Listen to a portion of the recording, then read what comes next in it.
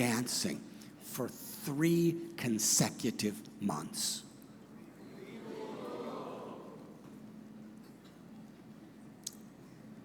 This was Nityananda Prabhu, the taste for kirtan he was giving all these people.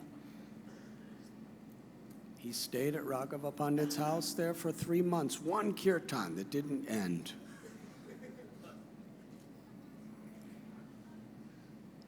Then he went out into the fields and the villages, and he saw these little children. And he glanced on them. And they were little children, like 5 years old, 8 years old, and they started roaring like lions the holy names of Krishna.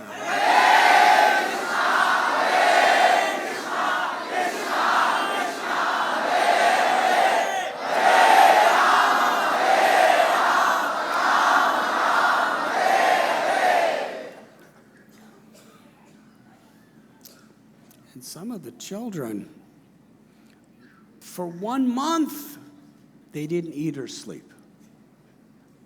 For 1 month, they didn't go home to their parents. And their parents saw their kids like this, and they were completely happy. Just stay with Nityananda. We've never seen you so happy like this. We've never seen anyone so happy. And the children, sometimes they would just be so mad in the ecstasy of love and kirtan that one child would just put his arms around a tree, and then while he was dancing, and would uproot the tree. And when he was dancing, he realized there was a tree in his arms, he would just throw the tree. They were becoming so powerful from the influence of the holy names.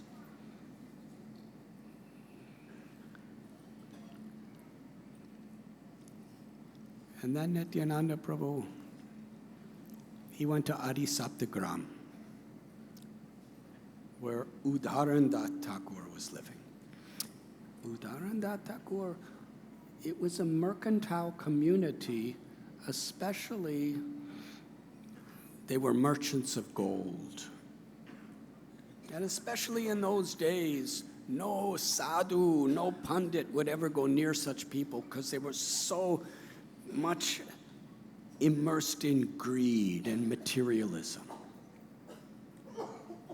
But Udarandat Thakur, because he was blessed by the mercy of Nityananda Prabhu, he made everyone in Saptagram a devotee. They were all humble. They were all completely detached, even though they were all grihastas who were involved in gold and mercantile community.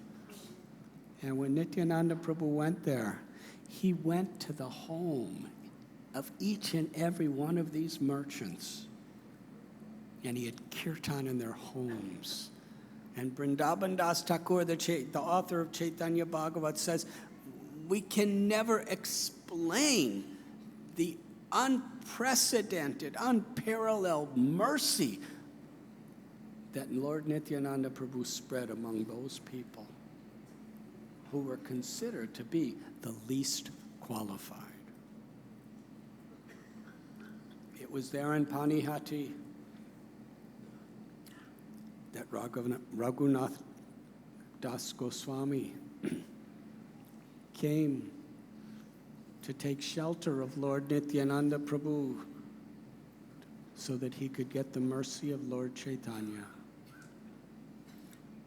And Nityananda Prabhu showed the world very simply how we please him and how Lord Chaitanya will accept us. He told Raghunath Das Goswami, make all the devotees and all the people in general happy by making a nice feast of chiradahi, chipped rice and yogurt. Very simple thing for someone of such status and wealth as Raghunath Das Goswami, but he did it with such sincerity to please Nityananda, to please each devotee. And Lord Nityananda Prabhu was so pleased with him The next day, Nityananda Prabhu sitting under a banyan tree on the bank of Mother Ganga in Panihati, he said to Radhanath, because you made all the devotees so happy, Lord Chaitanya personally came here and accepted your food. Now go to each and every devotee and receive their blessings. And Nityananda Prabhu told all the devotees, bless him, that all his desires will be fulfilled. And all the devotees, seeing Raghunath Das begging for mercy from each and every one of them with such humility, they all blessed him. He said, because you've received the mercy of all the devotees, Nityananda said, and because Lord Chaitanya has been pleased, I bless you, that very soon you will be the servant of Lord Chaitanya under the care of Swarup Damodar Goswami. Our Prayojanacharya Raghunath Das Goswami, he spoke, and by his example he showed that without the mercy of Nityananda Prabhu, who's this original guru, every guru in our sampradaya is a representative of Nityananda Prabhu. Without that mercy, no one can approach Lord Chaitanya Mahaprabhu and receive his full mercy. And I'll end with one simple story that I'll make very short. As Nityananda Prabhu was traveling around in Bengal, he wanted so much to see Sachi Mata in Navadvip. And when he came to her house at the Yoga Pit, Sachi Mata, she said, I was just longing to see you again. You're my own son, and now you have come. Please don't go. So Nityananda Prabhu said, then I will stay here in Navadvip for some time so I could come and see you. And he was roaming around Navadvip performing kirtan. And at one time he was staying at the house of Hiranya Pandit. At that time, Nityananda Prabhu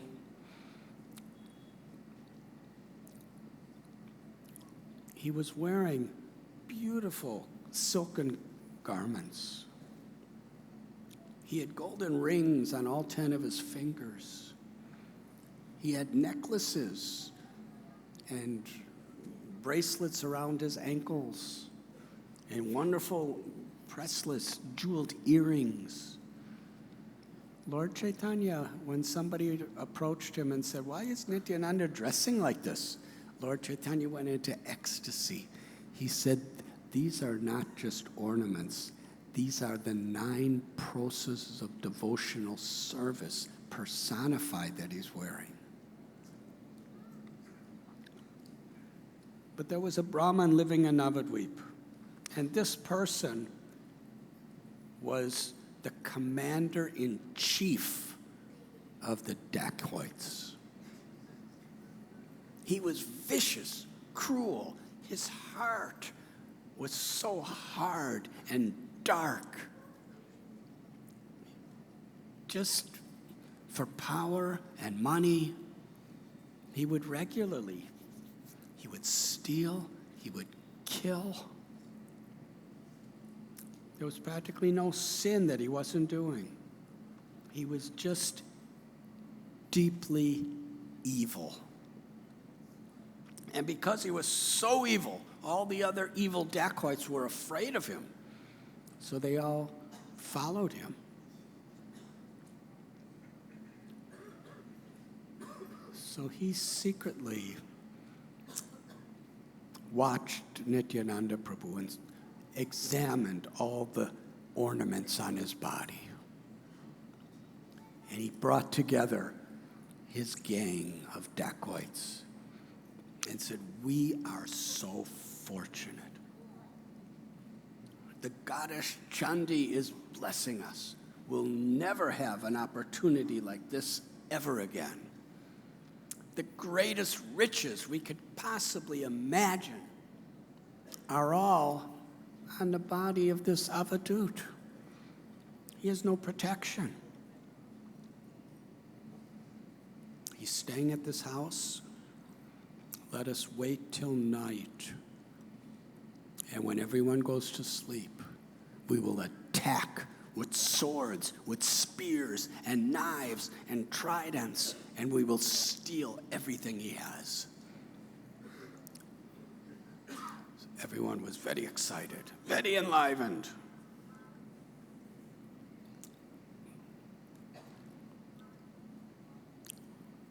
So they sent a spy. The spy came back and said, Nityananda, he's eating prasad now. And everybody else is all around him chanting and dancing. So we should wait. So the leader, he said, we'll wait. They waited. A few minutes later, Nidra Devi, the goddess of sleep, attacked them. And they all fell asleep.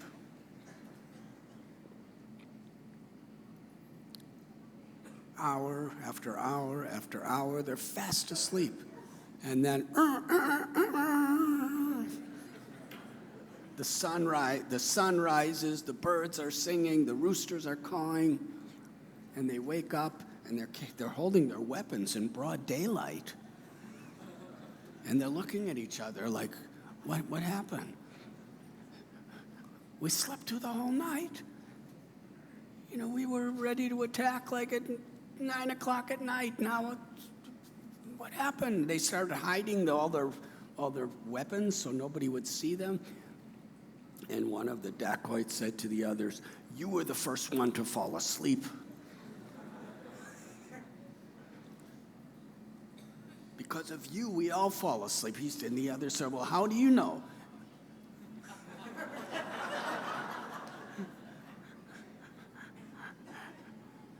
If I was the first one to fall asleep, why did you go to sleep? Why didn't you wake me up?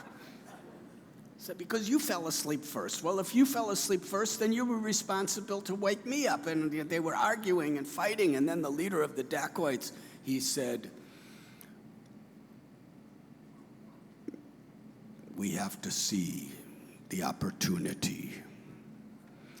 Because we did not do puja to Chandi Devi, she would not let us do this great mission. So tonight we will do full puja, we will offer meat, we will offer wine, and then we'll take our spears and our swords and our tridents and all our other weapons and we will attack. So they did a grand puja. And at night, they sent a spy. He came back. You won't believe what I saw. All around Hiranya Pandit's house, there were these enormous men. They were holding spears. They were so big and so strong. And they were saying in deep voices, Hari, Hari. Hari, Hari. Any one of these men could kill all of us in a second. And they were guarding the house, and there were so many of them. So then they started arguing what they should do. Devotees aren't the only ones that argue. They were arguing, what are we supposed to do now? And some were saying maybe Nityananda hired them to protect because he heard that we were plotting to attack. But the leader of the dacoits, he said, I don't think so. Because he's an avadut. How is he going to hire people? I think some very, very prestigious, powerful, important people have gone to visit him, and these are their guards. But those people are going to leave soon. So let's just wait a few days and then we'll come back and attack.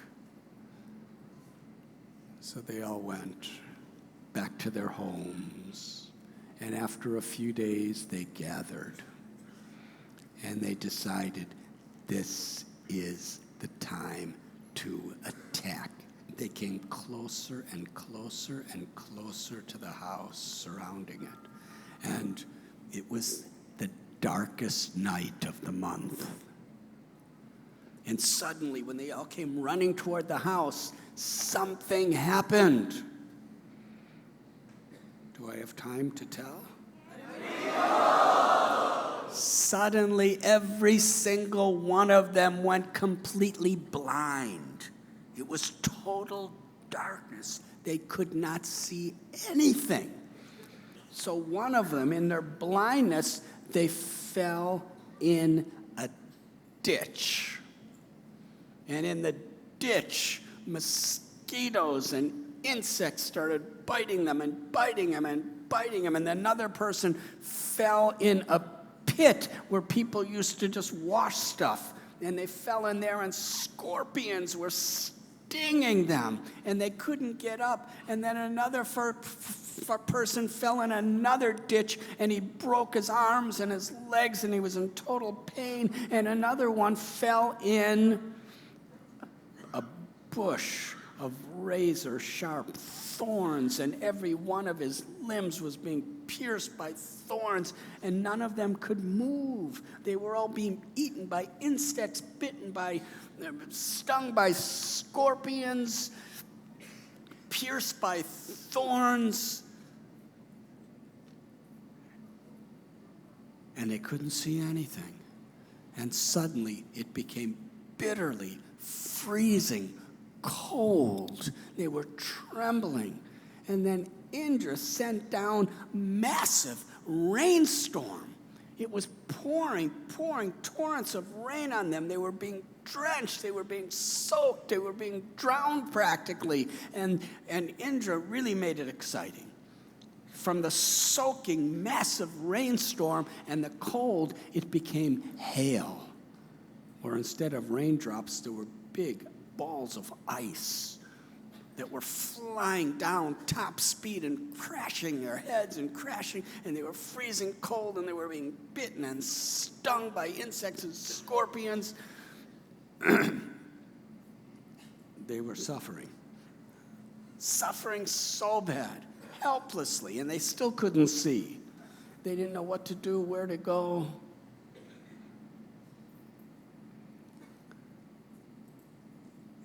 And to make it worse, the thunder and the lightning was so tumultuous. They were in absolute bewilderment and suffering and could do nothing. In that state, the leader of the dacoits started thinking about what happened the last nights. All their plans are being frustrated.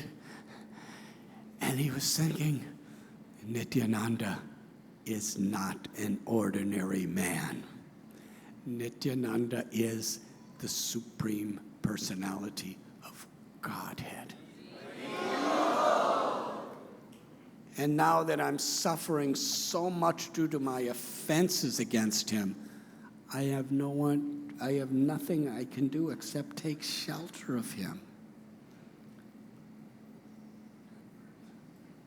Just like if you fall on the ground, there's nowhere to take shelter except the ground. That Lord Nityananda is the only shelter there is. He's Bhagavan, he's Krishna. So in his heart of hearts, he had the deepest appreciation for Nityananda. And in his mind and his heart, he felt so deeply guilty, begging for forgiveness and taking shelter. And soon after him, all the other dacoits had the same realization. They were all surrendering to Lord Nityananda. And then suddenly, The rain stopped. The hail stopped. All the insects went home. And they could see. And they felt so bad. Nityananda is the all-merciful Lord of the universe, and we tried to kill him. We tried to rob him. They all went to take bath in the Ganges, and the leader of the dacoits went to Hiranya Pandit's house. Nityananda Prabhu was sitting surrounded by his devotees, and this dacoit came in. And when he came in, he offered his full Dandavat pranams to Nityananda Prabhu. He had surrendered his whole heart and life. Sarvadharman parityajya mamekam sharanam braja aham tvam sarva papebhyo mokshayishami masuja. Abandon all varieties of religion and just surrender to me, and I shall deliver you from all sinful reactions. Do not fear. Such an example. His body, his mind, his words, his life, his everything, he surrendered to Nityananda Prabhu. And he was completely cleansed. When he got up, he saw Lord Nityananda Prabhu. Tears were pouring from his eyes. He couldn't stop chanting the glories of Nityananda Prabhu.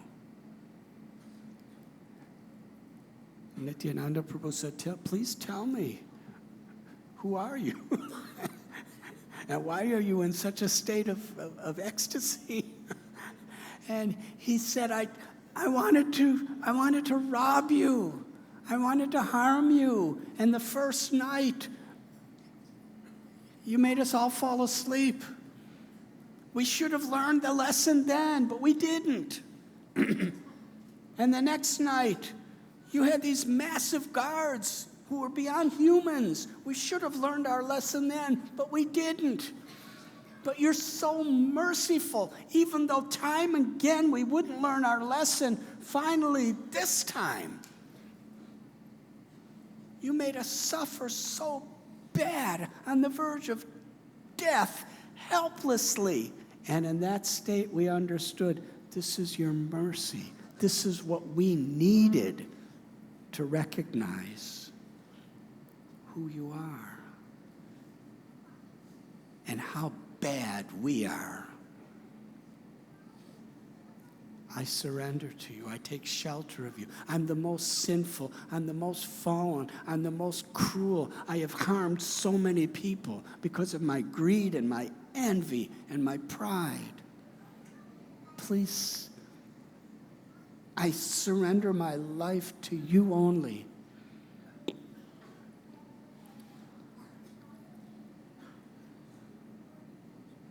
And then he said to Nityananda Prabhu,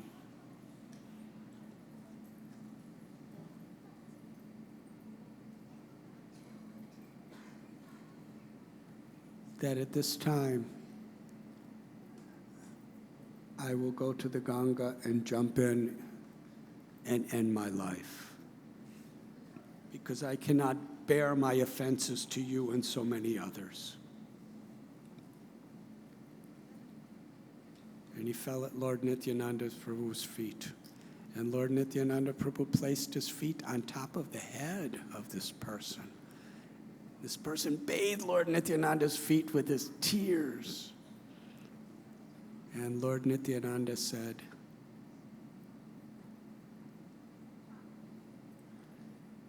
sin no more.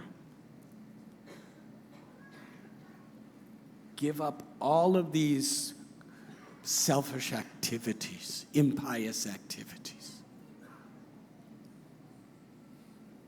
Chant the names of Krishna. I personally have taken all your sins from you, and I give you ecstatic love for Krishna. If you just chant the holy names and give up your sins. Don't end your life. Give other people life. You are very influential among dacoits and thieves and killers. Preach to them. Teach them to give up their violence, to give up their sins and their impiety. Teach them to serve the Lord, to be humble and kind to everyone, and to chant the holy names.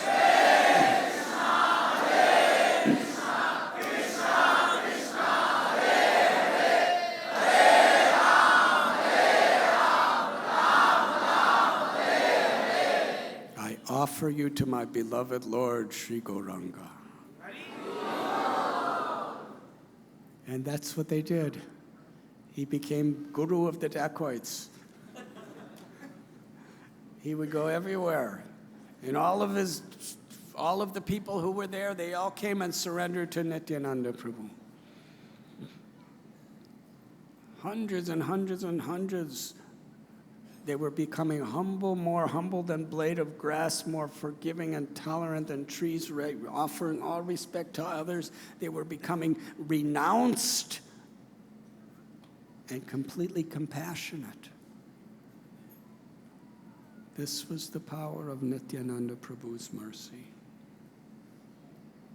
Yesterday we celebrated his appearance day, Nityananda Trayodasi. It's a day where we remember, we pray. And it is that mercy of Nityananda Prabhu to reach down to the lowest. When he went to Jagai and Madhai, he told Haridas Thakur, if these people become devotees, then Lord Chaitanya Mahaprabhu's mission will truly be recognized by the world.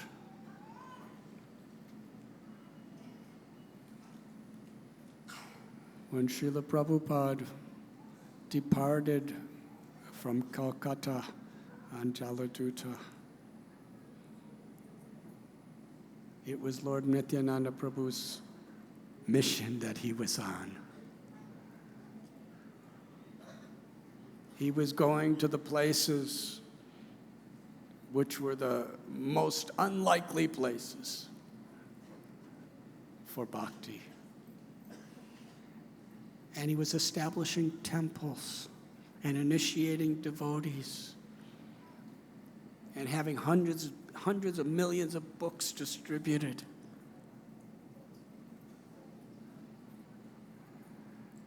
When Srila Prabhupada started his project in a simple little paddy field in Mayapur, there was just 3 or 4 devotees living there in a little straw hut. And Prabhupada lived there with them.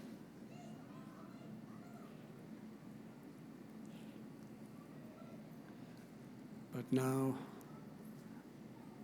millions of people are going to Mayapur, from all over Bengal, from all over India, from all over the world, to understand Lord Chaitanya Mahaprabhu and Lord Nityananda Prabhu's mercy.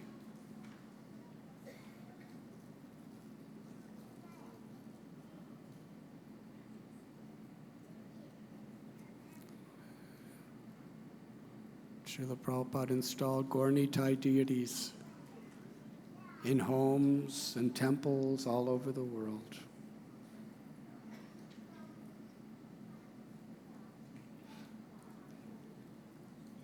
This was Srila Prabhupada's meditation on the order of his Guru Maharaj, Bhakti Siddhanta Saraswati Thakur.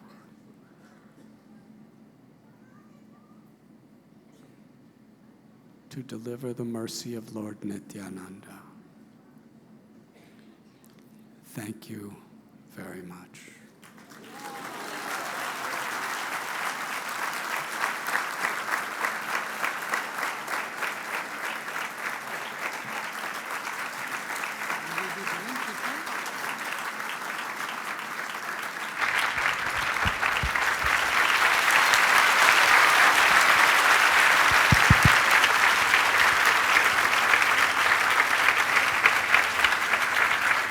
Shiva Nityananda Prabhu ki Jai Nithai.